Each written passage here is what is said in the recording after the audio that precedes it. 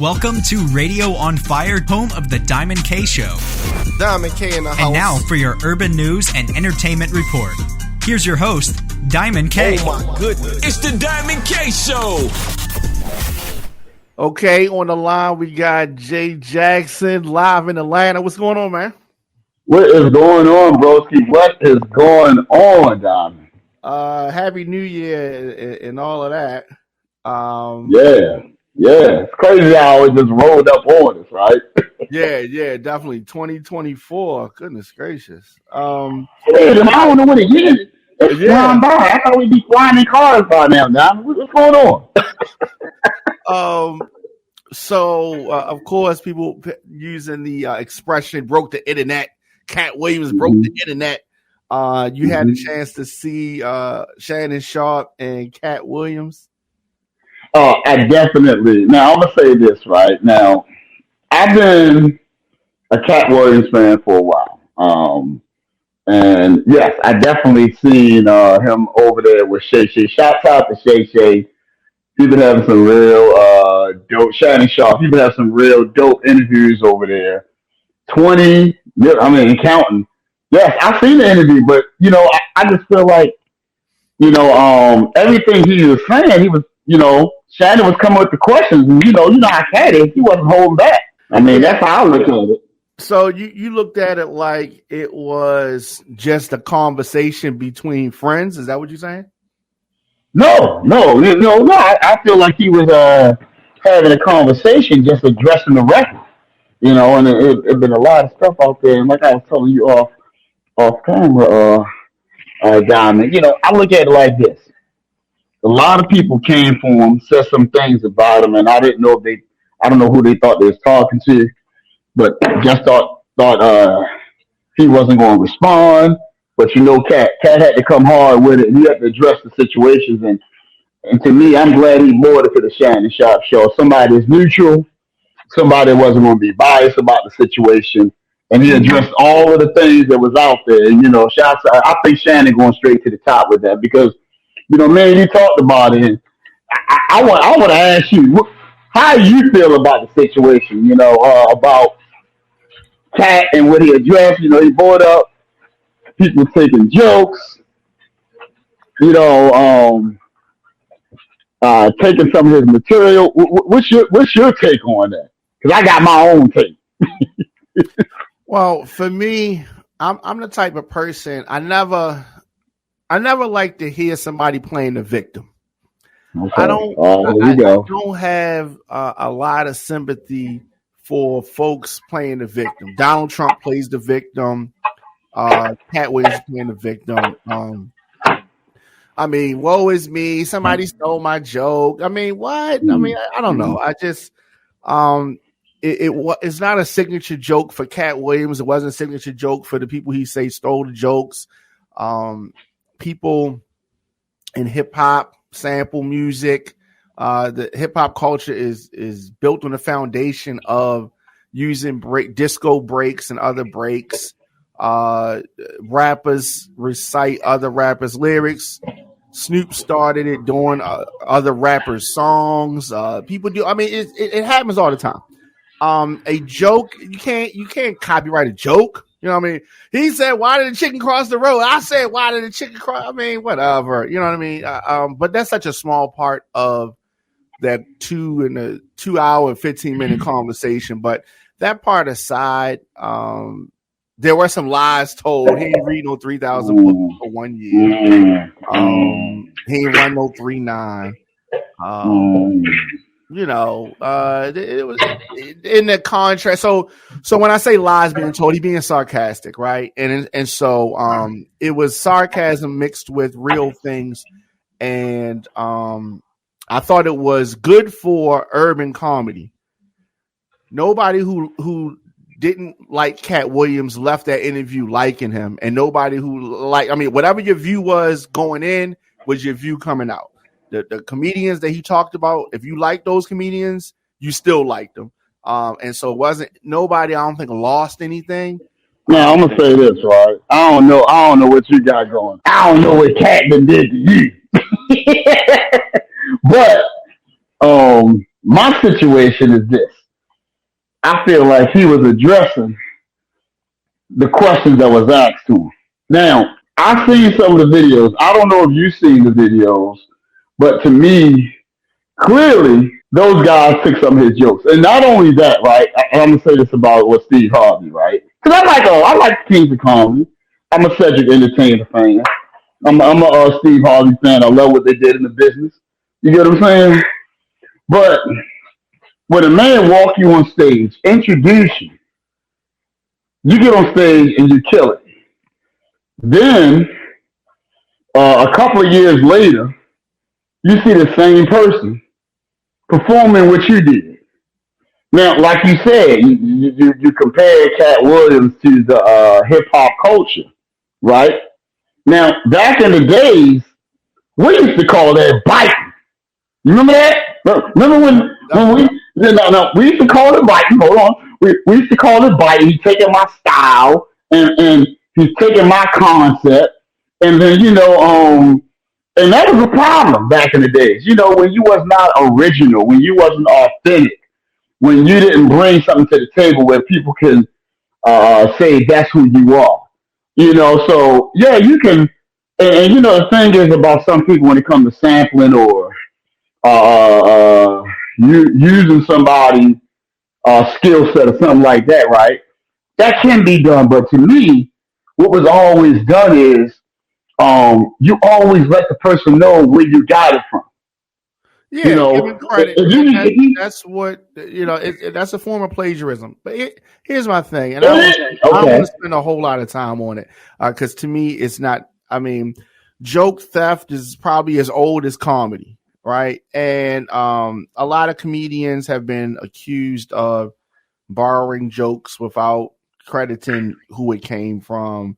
A lot of times, comedians get stole jokes, and it doesn't make big headlines, and nobody really knows about it like that. I think that the conversations about Ricky Smiley, who Ricky Smiley is like a church comedian. He's non-threatening. He is. I ain't trying to hear that. Yes, he is. He's non-threatening, and so no, he ain't not. No, I ain't taking that. Ricky Smiley is threatening. Listen, I ain't talking about threatening like in a gangster way, but absolutely. Now, think about how many people, right, that Ricky Smiley tore the shreds, right? I mean, just if you're a beginning comedy or just, sitting in that front row where he basically, getting on you. That's what comedians do, And if daggone Ricky Smiley got knocked out, he stepped in the ring, he was below his weight class, right? Because that's what it is. He was below his weight class. And he got in the ring and he got knocked out. You don't sit there and say, "Oh man." Now, if this man beat up on that man and he didn't step in the ring, that's something different. These people stepped in the ring, in the arena, and and this is the situation that happened. And then not only some people stepped in the ring, they was taking his style. So to me, I guess what I'm saying is this, right? Out of all those people, and he named his people he was addressing. And like you said, he is an entertainer. Some of the things, I don't know. We wasn't there, so we can't really say what he read. I don't know. We can say that he didn't read 3,000 books in 1 year. He didn't say how big the books was. He could have been reading little small. We can say that for a fact, right? He was exaggerating. And my only thing is since we could point out some clear examples of exaggeration, how much of the other things was he exaggerating? Well, I can say one thing he wasn't exaggerating about. He wasn't exaggerating about them guys taking his stuff. That's what he wasn't exaggerating with. And to me, I guess the whole bottom line of what I'm saying is when he went on there, he talked about some of these things, and he's one of those comedians that just speak his mind. Like you said, he's an entertainer. So it's kind of hard to determine what in some of those fashions, but some of the things he was addressing about the jokes, about some of these weird parties that they talk about, that people go to, and the Illuminati situations. We've been hearing this a lot of times, But I guess I don't know.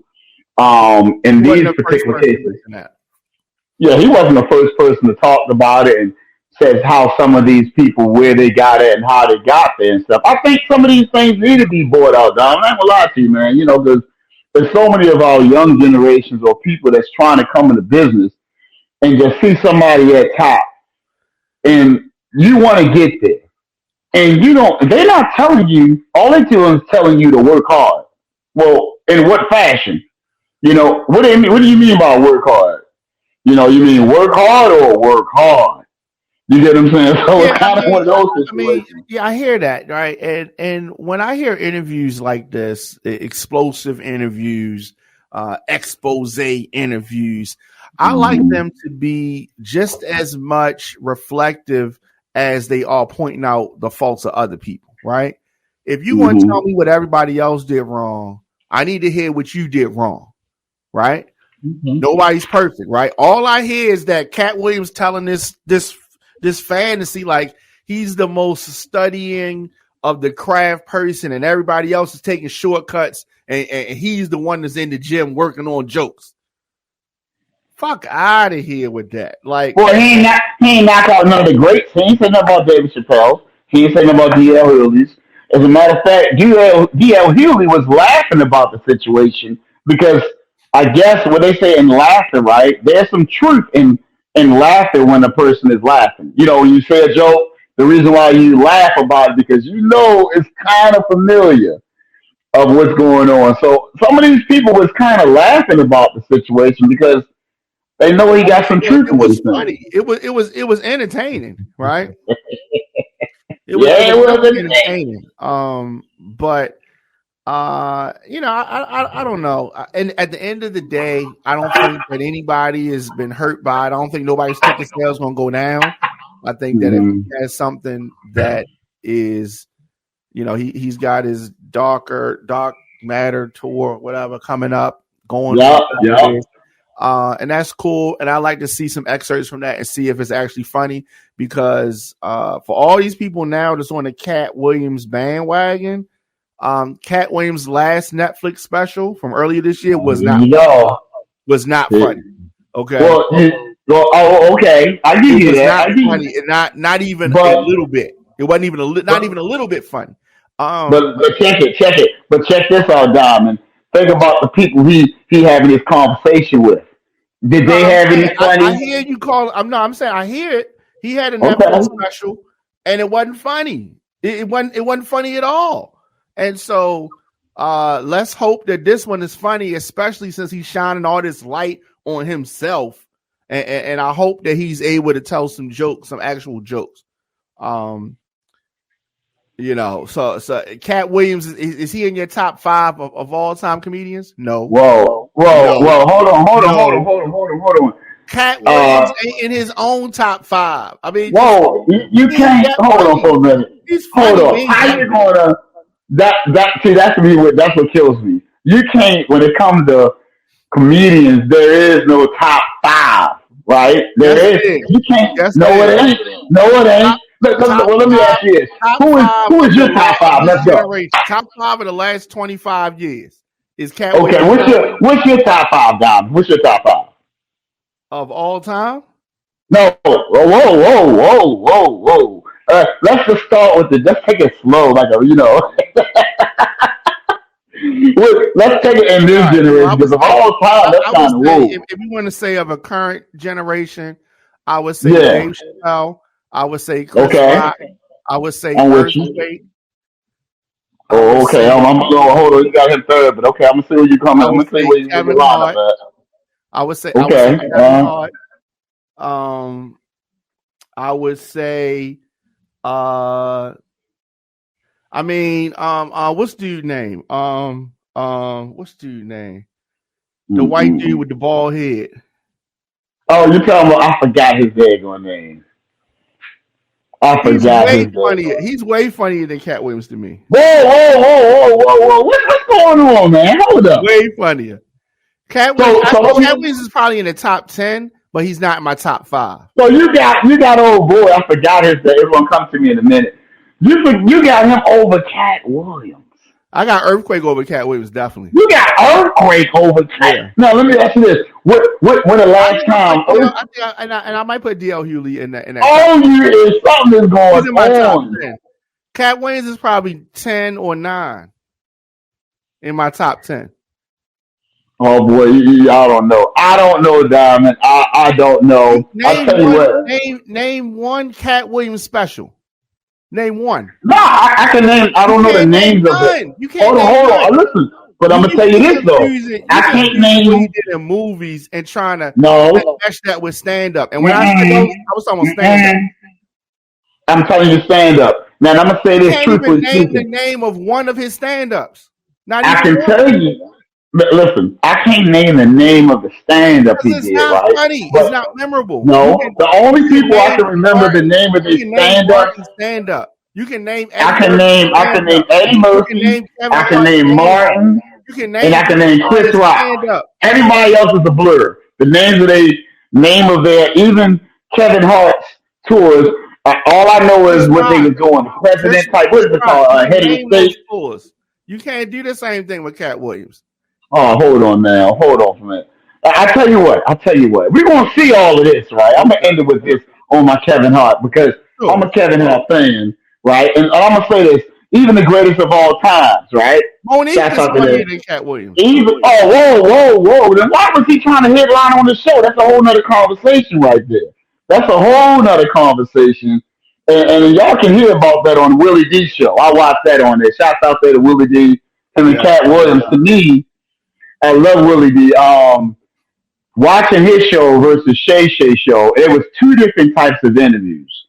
And I like Willie D approach, and he was able to go into it a little more in depth about, like you said, about his childhood, about the comedic stuff, about some of the things that Shannon Sharp didn't go into. Anybody get a chance, check out that interview. But to me, when I was watching that, they talked about Sadiq and their situation, but he was trying to be on the Katt Williams thing. But I'll say this to you, I'm going to end with this.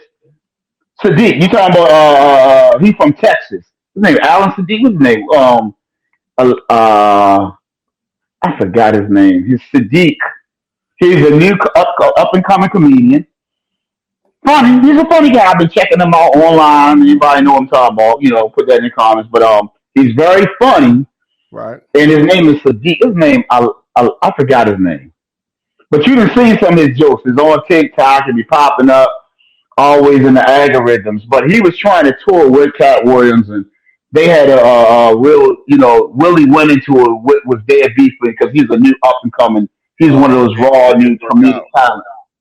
Yeah, it didn't work out, but Katt was like, hey, I ain't got no problem or no beef with the guy. But y'all check out that interview. But all I'm going to say this. Dark Matter, because I know Dark Matter now. I knew Hit State. Is it Hit State? The one when he was the president. That's how I knew it. Katt Williams. But every greatest of all time, every boxer, everybody have a time when they have a feat. Right? They have their moment. Yeah. They have their moment. Yeah. Like he said in one of the interviews, right? Because he was asked the question, have you ever been booed? And he said, yeah. Yeah, I was booed before. And I think everybody have a moment where they strike out or they get into a moment or a groove where they think in each city or each dynamic on the flow where you go to Baltimore and then you come down to Atlanta and what you told in Atlanta, Baltimore ain't feeling. It's like, what are you talking about? So it could have been one of those moments where he just read the crowd wrong and just believed in his own PR, you know what I'm saying, which people can do. But I'm going to say this, because it's coming out. Dark Matter, Diamond ain't going to tell you, but I'm going to tell you, Dark Matter coming out. Make sure all the Katt Williams fans out there, check him out. Shouts out there to Katt Williams. And all the comedians, like I said, I like Steve Harvey, Cedric the Entertainer, all the people he named. I'm not saying they garbage, but he's definitely, like you said. I'm not saying that.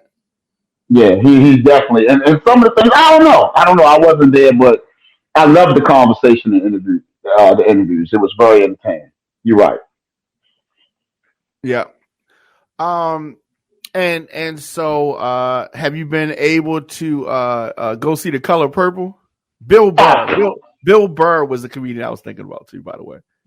Oh yeah, he's dope. I like him. Yeah, I like him. Color Purple. Now I don't know if you've seen this, but the Color Purple. I was watching online. I was able to see some of the clips, and then I was excited.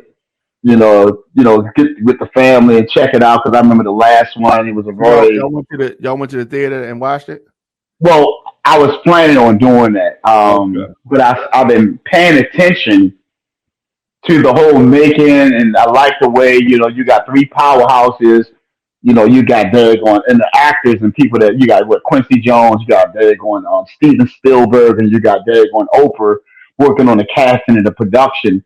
I was like, this is about to be awesome. This is going to be one of the greatest things of all times. And it's a musical. And putting some of the people that was in this project, some of the new up and comings, and some of our favorites. You know what I'm saying? I was like, this is going to be awesome. But me hearing things online, and I seen little Boosie.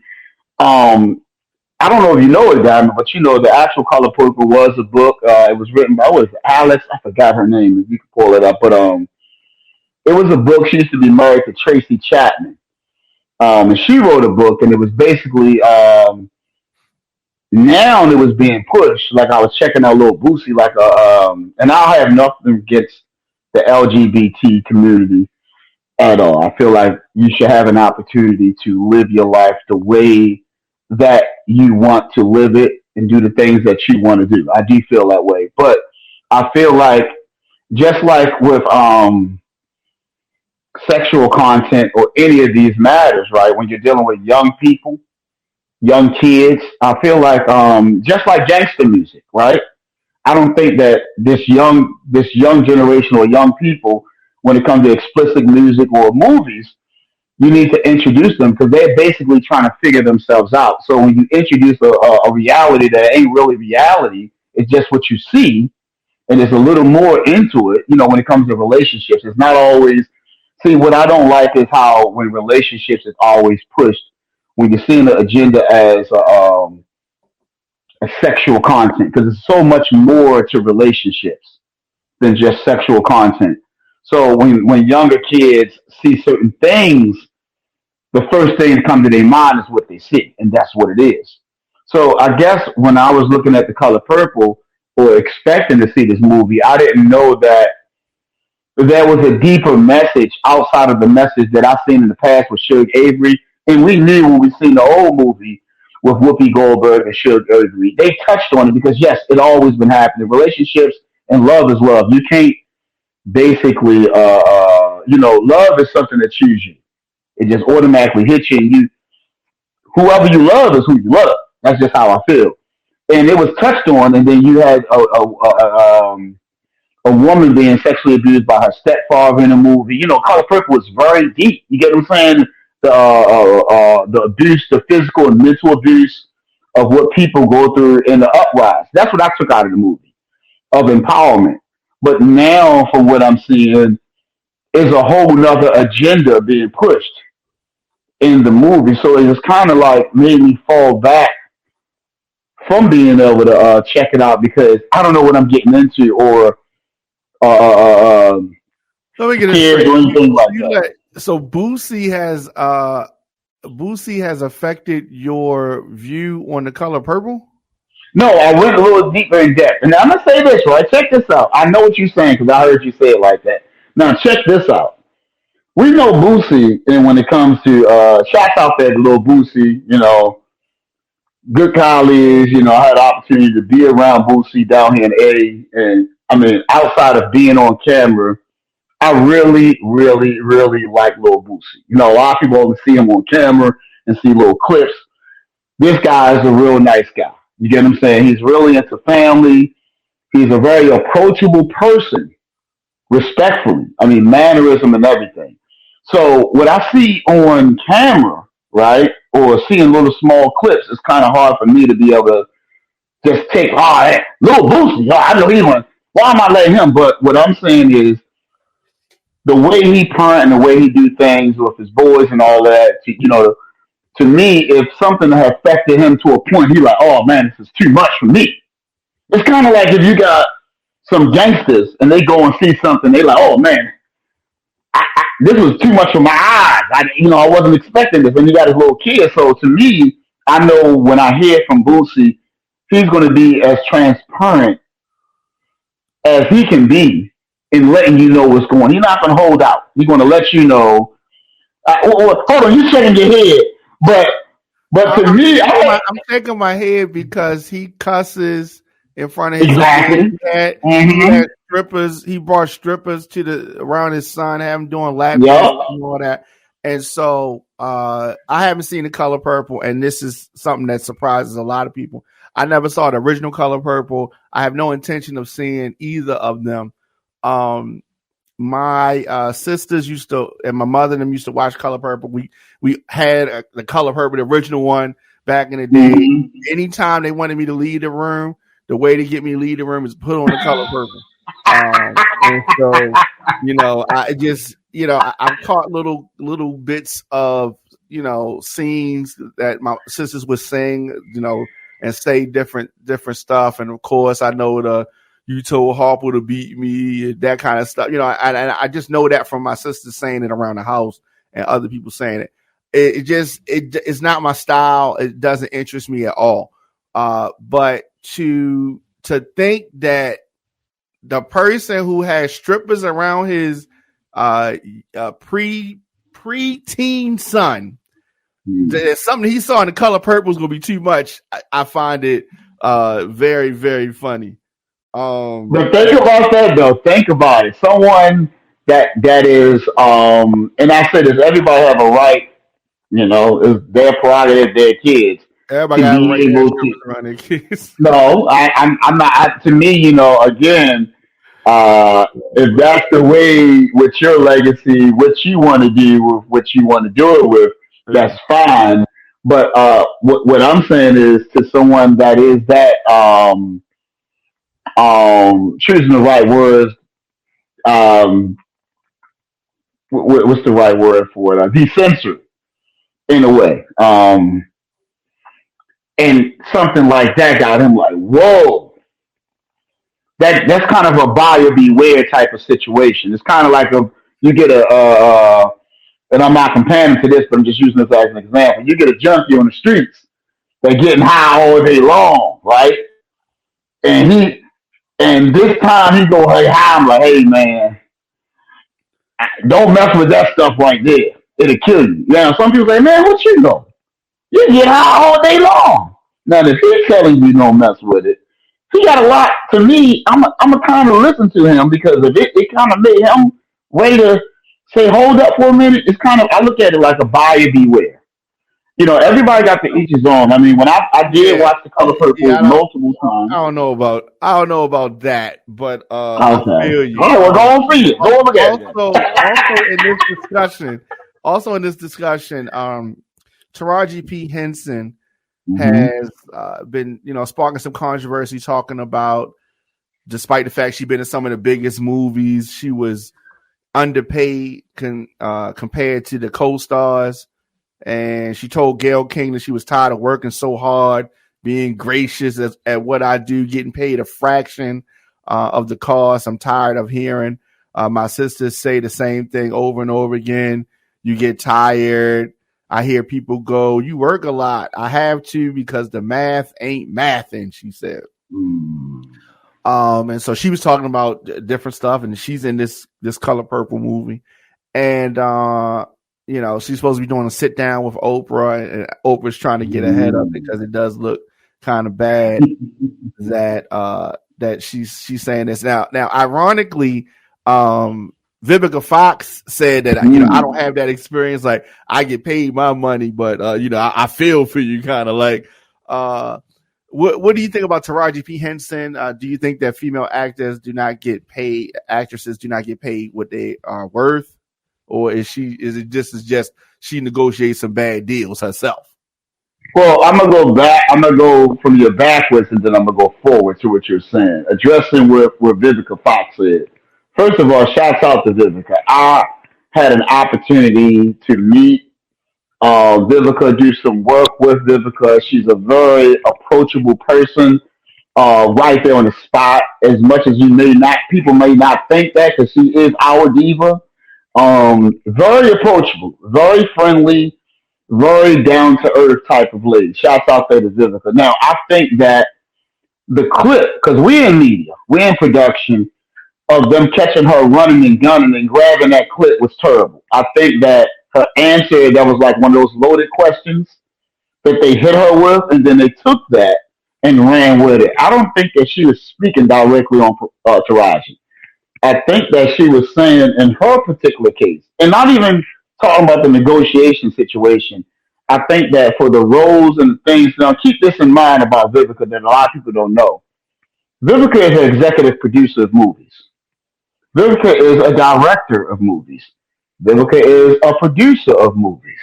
She's just not an actress. It's kind of like, if a lot of people don't know that, and you can check out a lot of her projects out there. A lot of the recent ones, I just watched one not too long ago on, what was that, on Lifetime, that she actually put out. Shouts out there to Vivica. I think she's doing a great job and trailblazing and being able to come out with some of these projects. Now, I said all that to say that when they caught her and she answered that question, she was answering it from her perspective like, hey, when I came up, my deals and the things that I did, I got paid. I knew my lane of what I was doing. I transitioned to this part. She didn't say all of that, but in that answer she gave, like, look, I've been all right. It was like, if you didn't read between the lines, you just took that for what it is and then said, dang, she ain't got no love for the system. Now, me and Donna, we've been in this business for a while. And I always say this to different people that's getting into the, I don't want to use the word industry, but that's getting into a creative space, and you're doing this, whether you're doing music, whether you're doing film, I don't know, even if you're an athlete, I don't know, whatever you're doing, right? Learn the game. Learn the doing this. If you don't like, and we know this out of our experience, there's certain things that we didn't like in the business. So we had to start learning these rules. We had to learn how to put our own stuff together. We had to, when we were doing music, we had to learn how to do distribution. We had to learn how to buy our own music. We had to write our own projects so we can get more money off of it. And then when we started getting into a space of production, we wanted to put our own funding behind the movies. We wanted to make sure we had our own license agreements. The thing is, what I'm saying is, with a lot of these, and you can learn a lot from Taraji, not just saying, oh, damn, sister, we need to get paid more. No, we need to start putting out our own projects. We need to start supporting some of these producers, because there's a lot of, and I see this a lot, as being a producer myself. Working with some of these people. And I'm not going to call nobody out. I'm not. But y'all know who y'all are with Jay Jackson. Keep it real. A lot come to you and say, hey, I got this new project, and y'all will turn this down quick. Nah, too busy doing this, doing that, whatever. Can't get them. But y'all go to these other people that you know you're going to get exploited from, that you know that you're not going to get the right deal, and then you complain about it. And you could have been working with people, and I say this, let me give you an example, like with 50 Cent. 50 Cent knew how to do it. A lot of times when 50 Cent came to the deal, he took a lower money and got his money on the back end. Because he believed in a lot of stuff that he wanted to deal with. You know what? Don't give it to me all up front. What about my back end? So I encourage a lot of these people that's getting into these deals. If you're going to get low money, let's talk about that back end. Let's talk about what can I get later on down the line, what it's going to do. A lot of these big actors that play in a lot of these projects got a lot of back-end money. Sometimes it's always a good deal. You know what I'm saying? So yeah, that's definitely, what I feel. definitely. And I think that's a great point. 50 Cent, since you brought him up, is trying to reach out to Taraji. He's trying to work with her and get her on one of those spinoffs of Power that he's working on. He's talking about how Mary J. Blige was complaining about the money she was paid and how much he got her from Stars, and so he's trying to work with Taraji, and that is a good thing. And so I was going to save this for last, but it's on my desk, so I might as well bring it up. I don't know if you've seen it or not, but there's this old video from 1993 of Dave Chappelle dressed as a woman in a Howard Stern spoof. And so, comedians have been, trying to, I guess, protect their images and all of that. But there's this old Howard Stern spoof that Dave Chappelle, of course, Dave Chappelle talked about he never wore a dress for a role. And I guess it depends on how you define that, because he is dressed as, you remember Howard Stern's female co-host, Robin, on Howard Stern. So Dave Chappelle is dressed like her in a sketch. So technically he didn't wear a dress in a film, but he did wear a dress in a skit. And so this was one of the things that one of the reasons why he said he left the Chappelle show, right? But that definitely undermines some of the stuff that he's been saying over the years about not wearing a dress. Yeah. Silence. Yeah, I see silence. Silence. Yeah. I was saying so. So NBA YoungBoy has been getting a whole lot of backlash for saying that he is quote unquote not really big on fatherhood.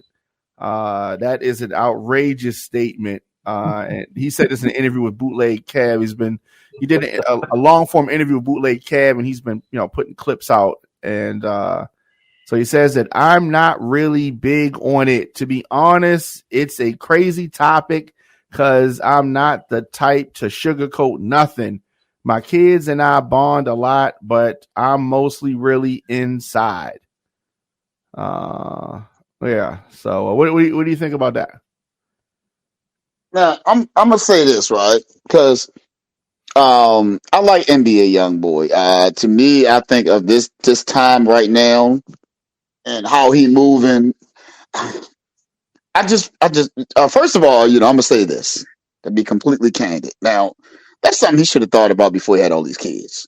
He got a gang of kids. Yeah. He had a gang of kids, but shouts out there to my man Bootleg. I think he's putting out some real good projects. And I say this in the media world, if we control our narrative, sometimes with these sound bites, man, we gotta be very careful of what we put out there with people. If you hear somebody say something, and I'm just gonna say it, a little ignorant, let's hold that clip for a minute. You know what I'm saying? Because that was a little ignorant right there, and it automatically kind of made you frown your face up at NBA YoungBoy, because it's like you have so many people that look up to you in your generation right now. To me, and I'm gonna say this because I don't want people to get crazy, NBA YoungBoy is on that Pac tip. I'm not saying he's of Pac caliber, but the I'm doing what I want to do, kind of a rebel. He don't have that message yet, but to me, his audience is like rocking with him, and these people, they follow what he do. So putting that type of narrative out and being able to say that, people are like, yeah, man, I ain't the type of father dude either. So we just gotta be careful. And I get what he's saying. He might got his children's mother. He may not be happy with her, or the circumstances of him paying extremely a lot of money for those kids. Yeah, that's something different. But I guarantee you this, and I'm gonna say this to you, NBA, if you're looking at the Diamond K show, trust me, those are investments. They are the biggest investments that you got out of everything that you own right now. It ain't everything you own, all these millions, diamonds, cars, mansions. Those kids you got is your biggest stock interest that you got. And if you put into them, which you already know, trust me, you're going to get your worth. You're not going to always be young boy. It's going to be NBA old boy. Soon. You'll have that moment. And trust me, it's going to pay off and stuff like that. So, yeah, shouts out to NBA. He'll get that media training. And like he said, I don't know if you've seen this interview he did before. He did this with $1 million worth of game. Did you see that interview before, Diamond? Yeah.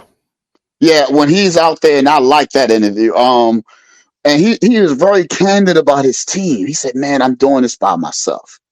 He was like, "I don't have a lot of people with me. I need a team," and he's right. And, you don't hear a lot of people say. That's why I like this young guy.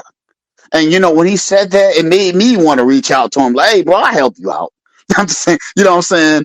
But you got to be ready to receive help too. That's what I would say. You can't just be pushing everybody away.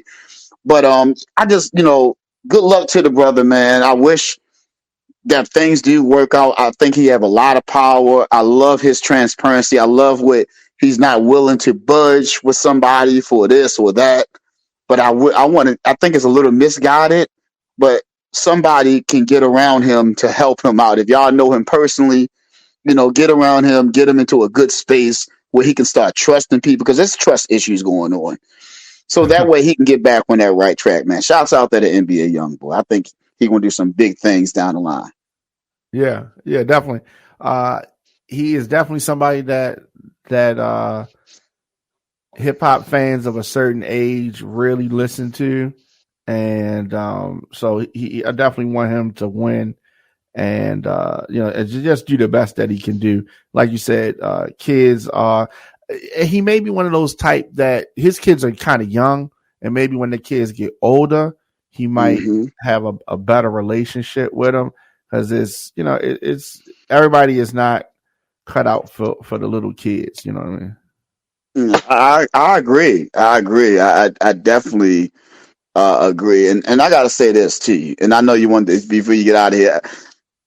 This is a PSA to these ladies. Now, you got ladies, right? And I had this conversation yesterday off camera. I had a couple of ladies around me, right? And Diamond, check this out. It's gonna make you laugh. I had some ladies talking about some of our previous music in the past, right? Things we did. All right, I'm gonna leave it at that. With our music, during that era, and they was like, "Oh, why you express certain things?" And I was like, "Well, you got ladies, right?" I said, "We're telling a story." To me, when you're telling a story about certain types of people, because they are out there, and I ain't want to say no names or call no handles, and y'all get what I'm saying. And you got ladies, you got queens, you got people that's responsible, you got people that's setting the, that's representing women to the fullest out there, and they should not be mixed up with these other people. Let's just say that really don't, navigate family or good life, or they just want the bag, they want the money, they want the guy, no matter what he got to do in his life, to bring the bag to the table. I don't care if you got to rob, steal, or kill, and getting into really doing something positive. It becomes very discouraging for the guys out here. So that's what I was saying. I think that an NBA young boy going through all of that, making his money, he just got a lot of people around him pulling him. So that's why he probably threw that out there. I don't know, but to me, I can understand it. And there are ladies out there, That's true. Last thing, speaking of ladies, Diamond the Body, no relation. I was about to say. She is an artist, and she had a lot. She's said a lot of wild things, but she was talking about some jobs that I guess men should not have. And did you catch this? Man, I was repulsed by this, and I did, and I'm gonna say this to you, sister. You're a little. This is probably before your time. That grown men should not have. Yeah, I'm telling you. Grown. Maybe you don't know. It was a time, right? Let me say back in the 80s. Little bit before, right before the crack epidemic, then the crack epidemic kicked in, where guys was working regular jobs. They was proud to get out there to support their families. And then the epidemic hit. And then you had, guys out there hustling. They didn't have no other alternatives. And guess what? I look at women as our navigators. We can ride the ship, but they read the map. They let us know what direction we're going in. I think a lot of women don't understand. It's a big job, but it's one of the most important jobs. You get what I'm saying? So women don't understand the power they have, the influence they have over these men. So when y'all say things is not cool or they are cool, we follow suit. Because guess what? At the end of the day, we want the woman. We want the prize. So there was a time when men was working jobs, and then I remember my man, shouts out there to the late King, legend, icon, Biz Markie, because he put a song out with the Vapors, and he talked about these things in his song. It was one of the famous lines, "Nigga, please. You work for UPS." And to me, when I heard her talking, right, she was probably too young to even know about this song, but it sounded the same. It was like, I remember a time when cats heard that and knew of stuff like that, and then they was like, man, I gotta get in these streets. I gotta get more money. I gotta get the prize.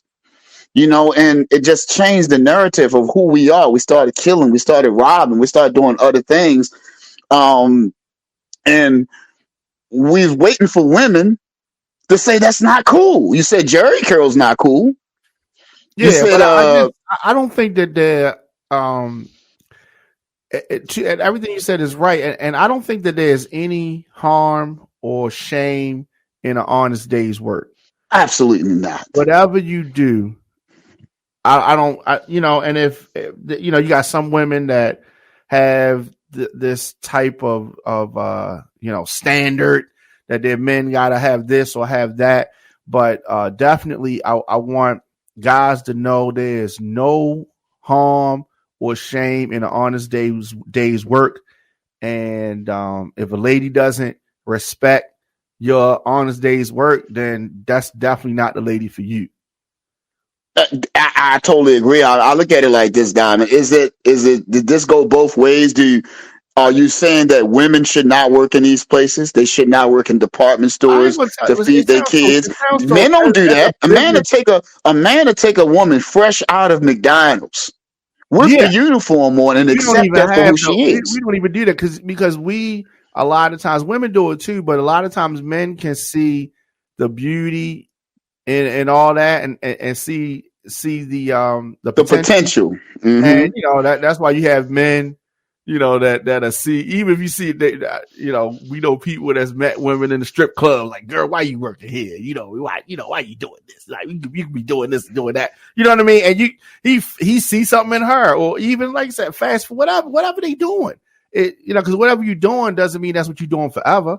But even if you take pride in that, even if you work in a restaurant, you can have the aspiration to own restaurants, and you working your way up. And so, it's just, I don't, men or women, whatever it is that you do what you do. As a business owner, we both business owners. It doesn't make sense for us to say somebody should not be an employee somewhere. Like, it doesn't make sense. Those are the dumbest thing. I'm gonna say this to you, brother. It's only, and I hate to put this out here, because it ain't about color. It's only us saying this. Yeah. Doctors, Asian people, doctors that be on residents. Yeah. I ran into a doctor. He said he was homeless, still doing his residence, still going to school. He was sleeping at the hospital until he finished because he wanted to make his parents proud. Yeah. I knew restaurant owners that basically worked 2 restaurants to learn the business, went to their culinary art school, right? They didn't have any money. Now, how are they going to learn about the restaurant business? I know filmmakers, creators, Tyler Perry, he gave stories of him sleeping, being homeless until he came up. So there's no test. There's no testimony without no test. It's only us. And, I guess the problem that I have, right, with the whole situation, Diamond, is that the ladies, right? And I'm not taking a shot at the ladies. Ladies, and I say this with guys, because I don't want to say this when it comes to us. When we hear people saying something ignorant, check them. Ladies, when you hear a woman say something ignorant, it's kind of like what they say, that thing, even if you didn't do nothing, if you heard it, that make you as guilty as the person that did it. You say Don't, you complicit. You complicit if you don't say nothing. that's how I look at it. My thing is this: don't be clicking the like button on this ignorant. I'm not gonna say the lady is ignorant because I don't know her, but what she said about that, you can tell that she's young-minded and don't understand. Because guess what? You're not gonna always have that body. Yeah. What do you have bring to the table? I mean, if it's just a body, that's letting me know. I mean, just in your name, that's letting you know that you're vain. I mean, as a guy, what if I hold you for that worth? Okay, you got the body. That's your investment. So what happens when this body willow away and I still got money? Am I supposed to trade you in? Like an old car? You know what I'm saying? So, women, y'all gotta get more.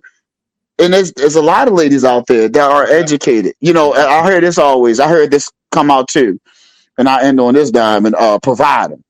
Yeah. He need to be a provider. He need to be a provider. You hear this all the time, but I'm gonna say this to y'all. You only supposed to provide in that fashion to your kids.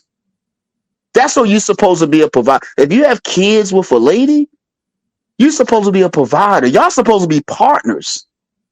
You're not supposed to pay everything for a grown person completely. That makes you lose respect. There's a natural instinct. If I'm taking care of everything for you, and all you doing is combing your hair and putting mix-up on and going on social media, setting up thirst traps, and I ain't talking about y'all ladies out here. The ladies out there doing what they're doing. I'm not talking about y'all. I'm talking about the women that saying, hey, all I'm going to do is look pretty.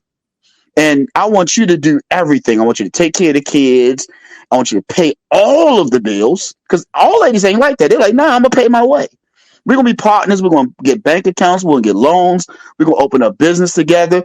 I'm going to go to school. You're going to go to school, whatever it may be. And we're going to really, that's what relationships and marriage is about a partnership. But when you start coming to the table talking about, you're going to provide for me, that you should only be doing that for your kids. And that's only to a certain extent. Once they get of age and they learn how to provide, because you provided for them, now they got to do it for themselves.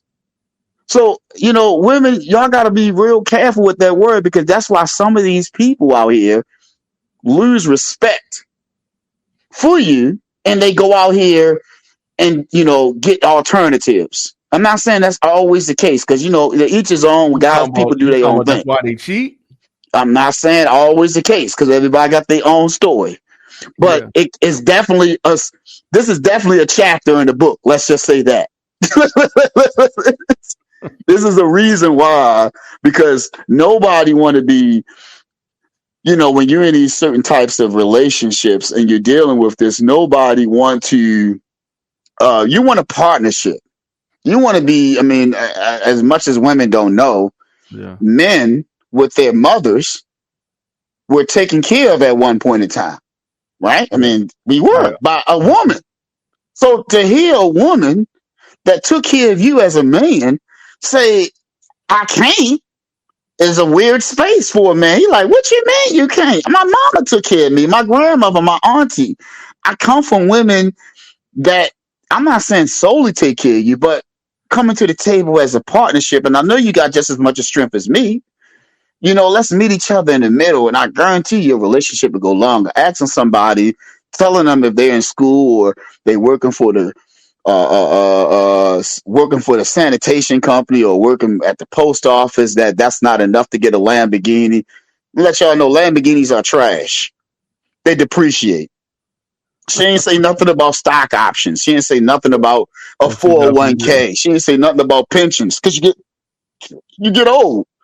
She didn't say nothing about a retirement fund. She didn't say none of these things. She said a Lamborghini. Oh my gosh, man! Come on, ladies, we got to get our sisters right, and brothers, we got to get these guys right too. Because guess what? They only saying these things because y'all setting the narrative. Well, that's definitely true. Jay Jackson, live in Atlanta. How can people follow you on social media? Hey, you can follow me at Jay Jackson Live in Atlanta on everything. Extra sauce. Jay Jackson Live in Atlanta on everything. Facebook, Instagram. I don't know what you call that. Check your Googles. You can find me on all of that stuff. Or just come to the A. You'll find me. You got time for a couple more? I want to do a couple more things on the bonus show. Oh, absolutely. Let's go.